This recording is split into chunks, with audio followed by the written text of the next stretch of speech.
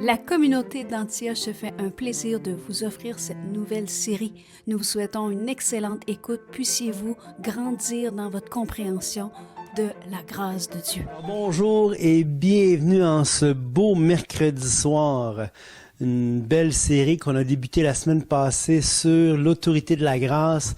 Aujourd'hui, deuxième partie, on poursuit notre sujet captivant, notre sujet palpitant.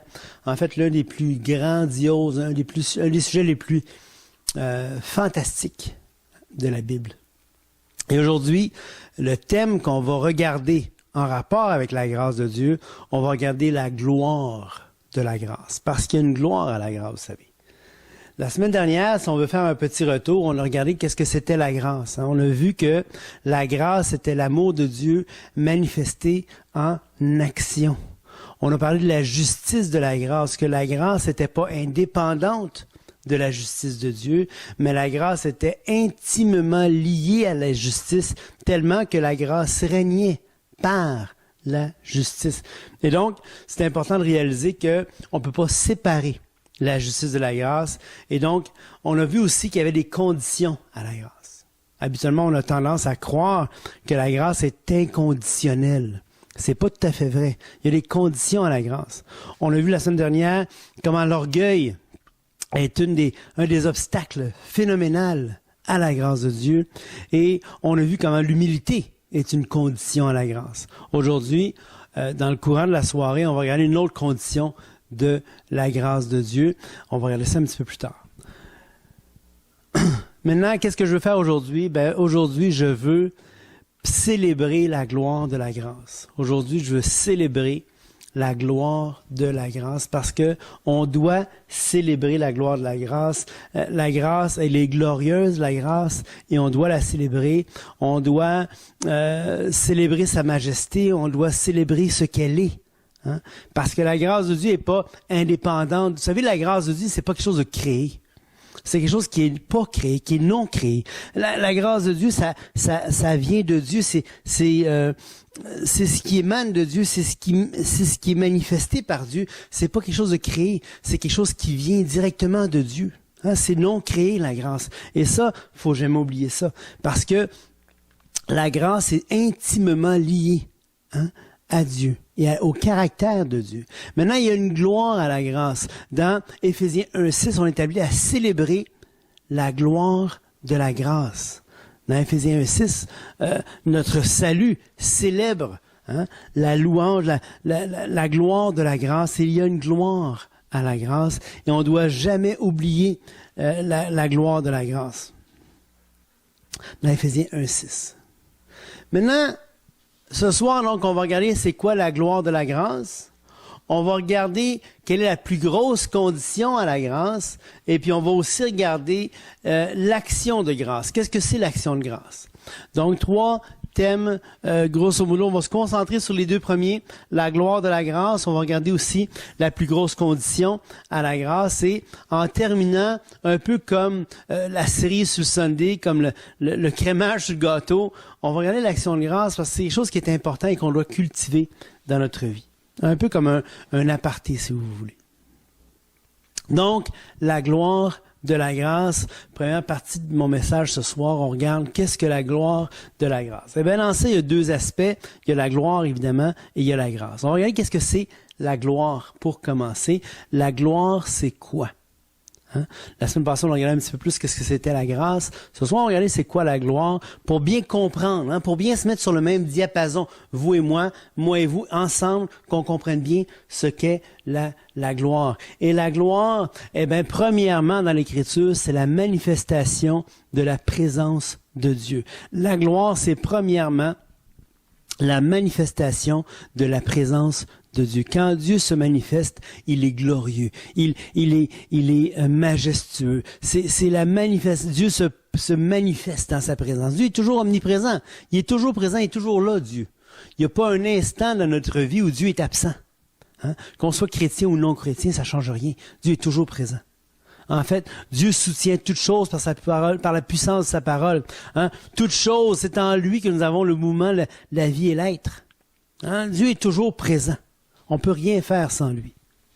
Et c'est pas seulement le spirituel qu'on ne peut pas faire. On ne peut rien faire sans lui. Rien ne peut faire sans Dieu, parce que Dieu est toujours présent. Et donc, c'est premièrement la manifestation de la présence de Dieu. Quoi d'autre? Eh bien, le mot gloire traduit, les mots qui sont traduits par gloire en français nous parlent de la majesté, nous parlent de l'importance, nous parlent de la valeur, nous parlent du mérite de ce qui est glorieux, de ce qui est décrit comme étant glorieux. Hein?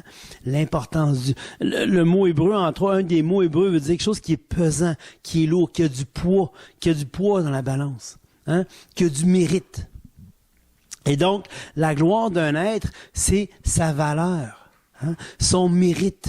C'est le Dieu dans l'univers est celui qui possède le plus grand mérite, parce que c'est lui qui a créé toutes choses. C'est lui par qui toutes choses tirent leur existence, tirent leur raison d'être, tirent tout. Hein? Donc, c'est Dieu qui a le plus grand mérite. Et donc, c'est Dieu, par conséquent, qui est l'être le plus glorieux. OK? L'être le plus glorieux. Et donc, quand on loue Dieu, hein, on va reconnaître son mérite, on reconnaît sa grandeur, on reconnaît sa majesté. Quand on s'assemble au début du service pour louer l'Éternel, c'est pas une forme de divertissement. C'est un temps où on doit célébrer la grandeur, célébrer la majesté, célébrer comment Dieu est majestueux. C'est à ça que ça sert, la louange. C'est pas un temps de danse et de divertissement. Ça les exclut pas. Mais c'est pas le but. Si Dieu n'est pas célébré, si Dieu n'est pas élevé, si nos cœurs sont pas en train de l'élever, de le célébrer, de célébrer la louange de sa gloire, notre louange est vaine, notre louange. Elle sert à rien, notre louange. C'est pas plus spirituel que les jeunes qui se rassemblent au Centre Bell pour chanter avec le chanteur le populaire, là. Hein? Ce qui différencie le tout, c'est que c'est centré sur l'exaltation de Dieu, en parole, en musique, dans nos cœurs, dans nos actions, dans notre comportement. On célèbre Dieu. Et c'est à ça que ça sert, le temps de louange. OK? Et donc, c'est important de réaliser ça. Et donc, quand on rend grâce à Dieu aussi, quand on lui dit merci Dieu, on lui reconnaît le mérite, hein, qu'il a dans ce qu'il nous a donné. Quand je dis merci, hein, pour la nourriture que je vais manger, pour la nourriture que j'ai mangée, quand je rends grâce à Dieu, je reconnais que c'est à cause de lui, à cause de son mérite, que j'ai pu me nourrir, que j'ai pu m'abreuver, que j'ai pu trouver de la subsistance pour qui je suis. Quand je rends grâce à Dieu pour le travail que j'ai, je reconnais que c'est à cause de lui que j'ai un travail, qu'il est la source de mes biens. Hein?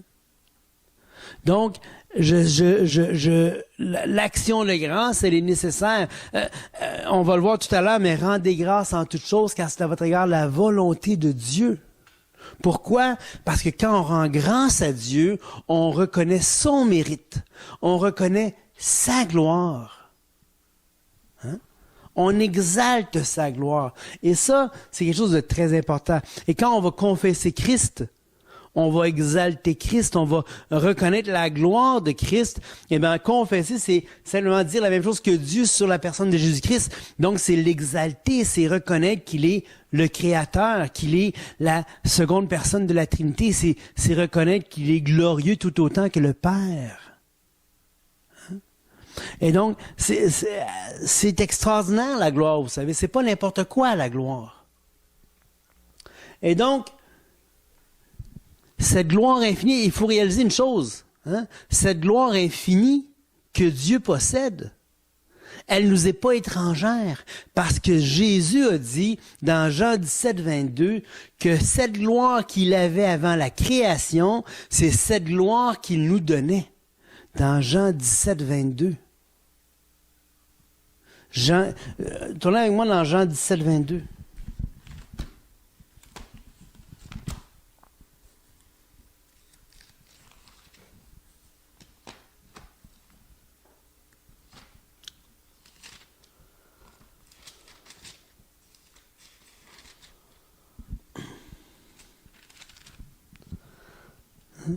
il dit, verset 21, verset 25. « Ce n'est pas pour eux seulement que je prie, mais encore pour tous ceux qui croiront en moi par leur parole, afin que tous soient un. Comme toi, Père, tu es en moi et comme je suis en toi, afin que eux aussi soient un en nous, pour que le monde croie que tu m'as envoyé. Je leur ai donné la gloire que tu m'as donnée, afin qu'ils soient un comme nous sommes. Imaginez-vous la gloire que nous avons en Jésus-Christ. Ça dépasse l'entendement. C'est pas une gloire créée. C'est pas de l'ordre de la création ce qu'on nous recevons en Jésus-Christ. C'est l'ordre du non créé. C'est l'ordre de ce que Dieu est. C'est en Dieu qu'on est unis. C'est en Dieu qu'on est placé. C'est ça qui fait qu'on a un salut précieux. Hein? Puis avez-vous remarqué, c'est pas seulement pour eux, mais pour ceux qui vont croire. La gloire, c'est pas seulement pour les apôtres. Hein? Moi en eux et toi en moi, afin qu'ils soient parfaitement un et que le monde connaisse que tu m'as envoyé et que tu les as aimés comme tu m'as aimé.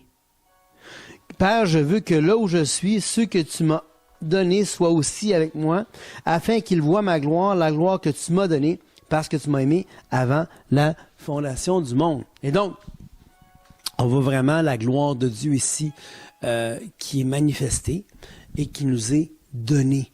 Et qui nous est donnée gratuitement sur les bases de ses seuls mérites. Sur les bases de ses seuls mérites. Et là, on arrive au mérite de Dieu. Hein? Dieu est glorieux, donc il est l'être le plus méritant.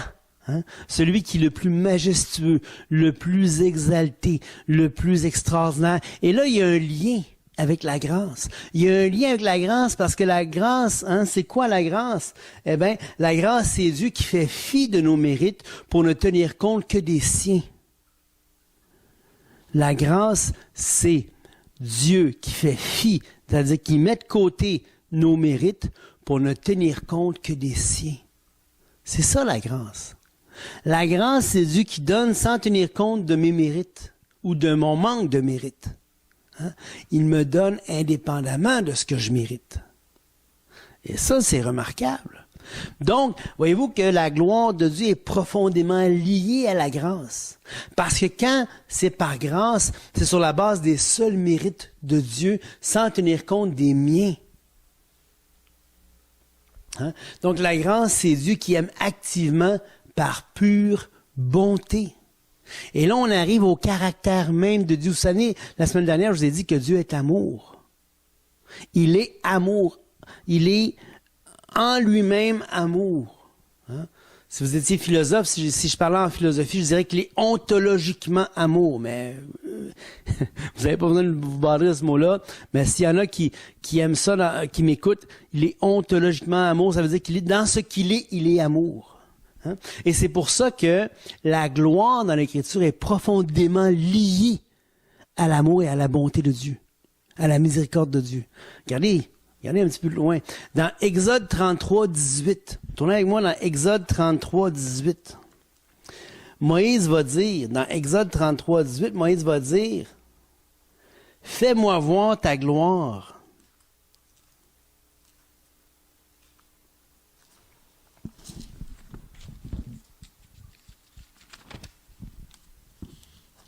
Fais-moi voir ta gloire. Puis regardez ce qui se passe au verset 19. Dieu va répondre. Je ferai passer devant toi toute ma bonté. Fais-moi voir ta gloire. Je ferai passer devant toi toute ma bonté. Voyez-vous comment la gloire est liée à la bonté de Dieu? Voyez-vous comment c'est profondément lié un à l'autre? Hein? Il dit toute ma bonté. Et qu'est-ce qu'il dit par la suite? Il dit, je fais grâce à qui je fais grâce, je fais miséricorde à qui je fais miséricorde. La gloire de Dieu, elle est liée à l'amour, à la bonté, à la miséricorde de Dieu, à la grâce de Dieu. C'est pas séparé, c'est intimement lié. Ensemble. Hein? Et donc, avez-vous remarqué que c'est la grâce et la bonté de Dieu qui sont sa gloire, que c'est pas sa colère ou son jugement? C'est la grâce et la bonté de Dieu qui sont sa gloire, pas sa colère et son jugement. Dieu ne tire pas gloire dans sa colère ou dans son jugement. C'est une honte, pas pour lui, pour nous. Quand il doit se mettre en colère, quand il doit juger, c'est une honte, c'est la honte de sa création. Mais sa gloire, la gloire de Dieu, c'est sa bonté, c'est sa miséricorde. Hein? Jamais Dieu va parler de la gloire de sa colère. Mais lorsqu'il parle de sa miséricorde, il va parler de la richesse de sa gloire dans Romains 9, 29. Il va parler de la richesse de sa gloire dans Romains chapitre 9, verset 29. Jamais Dieu va parler de la gloire de sa colère, comme certains vont parler, vont dire. Non, non, non, non, non. C'est tellement étranger à l'Écriture, ça. Dieu parle de la richesse de sa gloire parce qu'il est amour, parce qu'il est bon, parce qu'il est miséricordieux, parce qu'il fait grâce, parce qu'il aime Dieu. C'est en ça qu'il est glorieux. Son nom est lié à la bonté. Hein? Avez-vous remarqué que c'est à tous ceux, verset 11, 32, tous ceux que Dieu a renfermés dans la désobéissance. Pourquoi ils ont renfermés dans la désobéissance? Pour une seule raison. Pour pouvoir faire miséricorde à tous. Pas pour juger certains au détriment d'autres. Dieu, son cœur, c'est de faire miséricorde à tous. Tous, tout le monde. Tous ceux qui ont renfermé dans la désobéissance, c'est à eux qu'il veut faire miséricorde. Fait que s'il y en a qui ne sont pas désobéissants dans la race humaine, Dieu n'a pas besoin de leur faire miséricorde, Dieu ne veut pas leur faire miséricorde à les autres, c'est pas les autres qui parlent. Mais je pense qu'on est tous dans le même bateau, hein. On est tous désobéissants. On a tous été renfermés dans la désobéissance depuis Adam. Hein, à cause d'Adam. Et donc, c'est à tous nous autres que Dieu veut faire miséricorde. Quand Dieu dit « je fais miséricorde à qui je veux », hein, à qui Dieu veut faire miséricorde, mais il veut faire miséricorde à tout le monde. Pourquoi? Parce que Dieu est amour. Sa gloire, c'est sa bonté. C'est la richesse de sa bonté. C'est la richesse de sa gloire.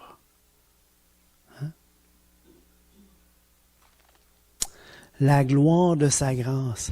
Maintenant, on arrive à la plus grande condition, la plus grosse condition à la grâce. Et c'est quoi la plus grosse condition à la grâce? Eh bien, c'est la foi. Mais avant ça, j'aimerais juste revenir sur un point. Pourquoi on ne doit pas faire grâce aux méchants? Je me suis devancé. Pourquoi on ne doit pas faire grâce aux méchants? Réfléchissez avec moi par rapport à ce qu'on a dit sur la majesté divine, sur la gloire de Dieu. Sur le fait que la grâce est profondément liée à la majesté de Dieu, à la gloire de Dieu. Si l'on fait grâce aux méchants, il n'apprend pas la justice. Hein? Il se livre au mal dans le pays de la nature et il n'a point d'égard à la majesté de Dieu. Quelqu'un qui reçoit la grâce sans l'humilité, sans la repentance, sans s'être détourné de son mal. Hein? Il va se livrer au mal dans le pays, puis il n'y aura pas d'égard à la majesté de Dieu, à la gloire de Dieu. Pourquoi? Parce que la grâce et la gloire sont intimement liées. Quand tu méprises la grâce, tu méprises la gloire de Dieu. Okay? Donc les deux sont liés intimement. Il faut toujours se rappeler comment la grâce, elle n'est pas aveugle, elle n'est pas bonasse, elle n'est pas indigne, la grâce. Elle est entière, la grâce. Elle est lucide, la grâce. Elle voit clair, la grâce. Hein? Puis même dans nos rapports, être gracieux envers quelqu'un, c'est pas accepter n'importe quoi. Hein? C'est pas accepter n'importe quoi au nom de la paix. C'est pas ça, la grâce. Il y en a qui achètent la paix en voulant pas faire de vagues. Ça, c'est pas la grâce. Pourquoi? Parce que c'est pas juste. Si la justice n'est pas élevée, si la vérité n'est pas élevée, la grâce n'a aucun appui pour régner. Comprenez? Parce que Jésus-Christ est venu en vérité et avec grâce et vérité. Et c'est par la justice que la grâce règne. Alors, si on veut célébrer la gloire de la grâce aujourd'hui, dans le temps présent, on ne doit jamais souiller la grâce pour en faire une grâce à bon marché. La grâce, elle a tout coûté à Dieu. Elle a tout coûté à Dieu. Dieu a donné son Fils unique afin que quiconque croit en lui ne périsse point. Pour pouvoir avoir le droit en toute justice de nous faire grâce, Christ a dû payer. Alors, on ne peut pas souiller la grâce en faisant juste de la bonasserie. Juste, je veux pas faire de vagues, ou je veux pas brasser la cabane, ou, comprenez ce que je veux dire? Pour célébrer la gloire de la grâce, faut une vraie grâce, une grâce qui coûte, une grâce qui est juste, une grâce qui est assise sur la vérité, qui voit clair, avec des rapports interpersonnels qui sont vrais, qui sont dans la vérité, qui sont dans la droiture, qui sont dans la justice, qui sont intègres. C'est là que la grâce peut se manifester vraiment, dans l'intégrité, dans la vérité, dans la transparence, dans la droiture. C'est là qu'elle se manifeste, la grâce. C'est là qu'on peut se pardonner les uns les autres, dans la vérité. Et donc, grâce ou miséricorde, quelle est la différence? La grâce donne ce qui n'est pas mérité, alors que la miséricorde ne donne pas le châtiment mérité. La grâce donne ce qui n'est pas mérité, alors que la miséricorde ne donne pas le châtiment qui est mérité. Voyez-vous, c'est deux choses complètement différentes. Je vais vous donner un exemple. Dans le désert, Dieu a fait grâce au peuple en les pardonnant. On va aller voir le passage tout à l'heure. Mais Dieu ne leur fit pas miséricorde en ne leur permettant pas de rentrer dans la terre promise. Tournez avec moi dans Nombre 14, versets 19 à 23. Nombre 14, versets 19 à 23. Quand je vous dis que la grâce, elle est lucide, c'est pas n'importe quoi. Regardez comment Dieu, lui, gère sa grâce.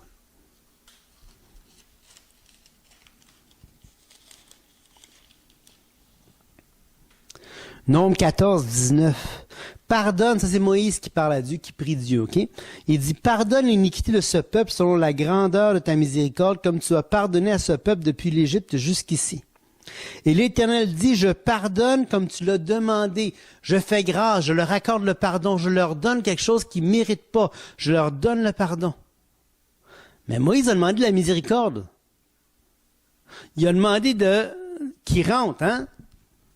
Il a demandé la miséricorde. Mais Dieu ne leur accorde pas la miséricorde, il va leur accorder la grâce. Il dit, j'ai pardonné. Mais ça, c'est pas ma miséricorde, c'est mon pardon, c'est la grâce. OK? Mais regardez bien ici. Mais je suis vivant, et la gloire de l'Éternel remplira toute la terre. Encore le lien avec la gloire, la grâce et la justice ici. Et la gloire de l'Éternel remplira toute la terre.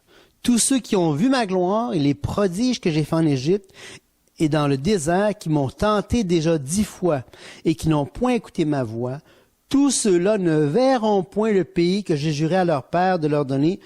Tous ceux qui m'ont méprisé ne le verront point. Voyez-vous, pardonner, c'est pas restaurer comme avant nécessairement. Dieu aurait pu leur accorder la miséricorde, de dire qu'ils vont rentrer quand même. Je leur donne pas le châtiment, ils vont rentrer quand même. Dieu aurait pu faire ça, c'était son libre choix. Dieu a choisi de ne pas faire ça. Ça, c'est sa miséricorde qui choisit de retenir là, mais il les a pardonnés. C'est déjà énorme. Hein? Il hésite à pardonner. Mais et jusqu'à un certain point, il leur fait miséricorde. Ils sont pas morts tout de suite. Ils ont pu vivre leur vie dans le désert. Il y a une partie du châtiment qu'ils n'ont pas subi sur le coup. OK? Mais ils vont assumer une partie de la conséquence de leur péché en ce qu'ils n'entreront pas dans la terre promise. Et là, on arrive à la plus grosse condition. Hein? Hébreux 3, 16 à 19.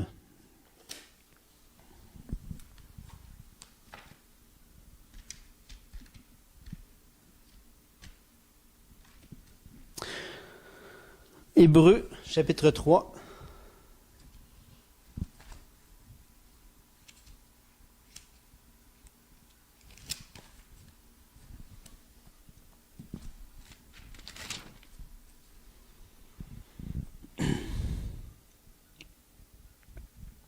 Verset 15.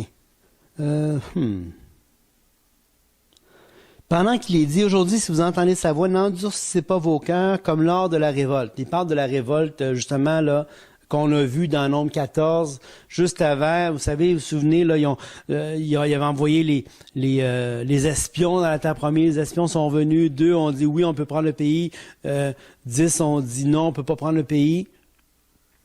Et finalement, le peuple a cru la majorité. Comme quoi que la majorité n'a pas toujours raison.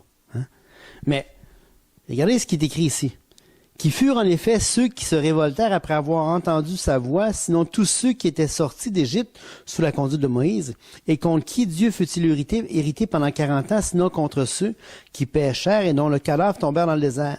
Et à qui jura-t-il qu'ils n'entreraient pas dans son repos, sinon à ceux qui ont désobéi? Aussi voyons-nous qu'ils ne purent y entrer à cause de leur incrédulité. Le plus grand obstacle à la grâce, le plus grand obstacle au bienfait de Dieu pour nous, c'est l'incrédulité. C'est parce qu'ils n'ont pas écouté, et on l'a vu tantôt dans Nombre 14, dans le passage qu'on a lu, toutes les fois que Dieu a parlé dans le désert, Israël n'a pas cru ce que Dieu disait. Et donc, le temps venu, même si Dieu a pardonné, et à cause de Moïse qui a prié pour eux autres qui ont été pardonnés, mais ils sont pas rentrés. Pourquoi ils sont pas rentrés? Pourquoi ils n'ont pas pu saisir la miséricorde? Pourquoi ils n'ont pas pu saisir la grâce de Dieu? À cause de l'incrédulité. C'est le manque de foi. Et c'est ça qui est le gros problème. C'est l'incrédulité. Vous savez, c'est la plus grosse condition à la grâce, c'est la foi. Dans Romains 14, 16, ça dit que les héritiers, selon le sont, par la foi, pour que ce soit par grâce, Romains 14, 16. Dans Romains 5, 1 et 2, ça dit qu'on a accès à cette grâce par la foi. Sans la foi, on ne peut pas avoir accès à la grâce. Et la foi va toujours se démontrer dans le comportement. C'est ça que Jacques veut dire. Jacques ne dit pas que c'est les œuvres à la place de la foi. Il dit que c'est les œuvres manifestées de la foi. La foi se manifeste par des œuvres.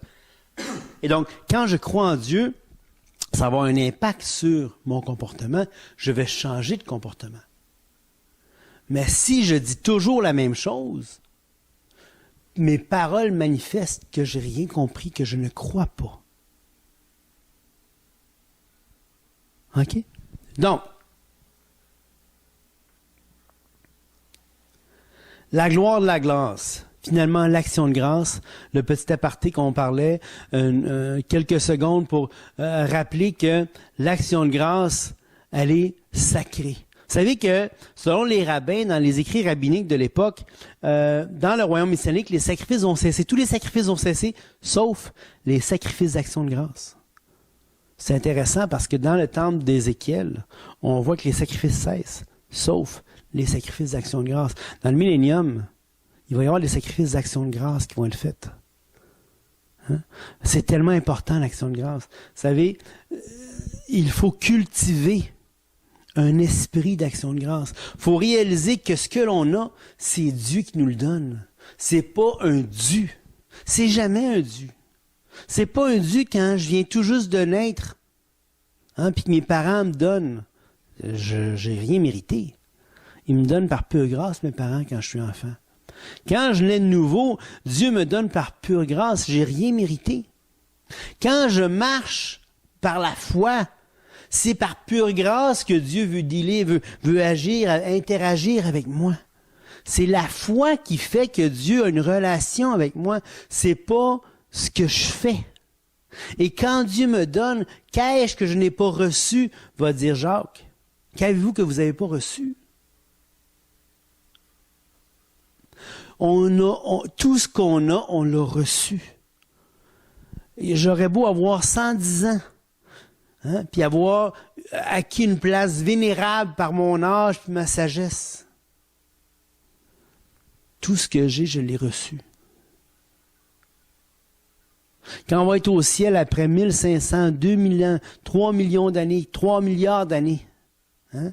Puis on va prendre nos couronnes, puis on va les jeter aux pieds de Dieu. Ça va être nos couronnes, on va les reprendre. Ah, mais on va dire, c'est à cause de toi, c'est ta gloire, c'est à cause de tes mérites, Dieu. Dieu va dire, oui, mais tu as contribué, puis il va nous louer, il va nous donner notre gloire. C'est pour ça que dans les...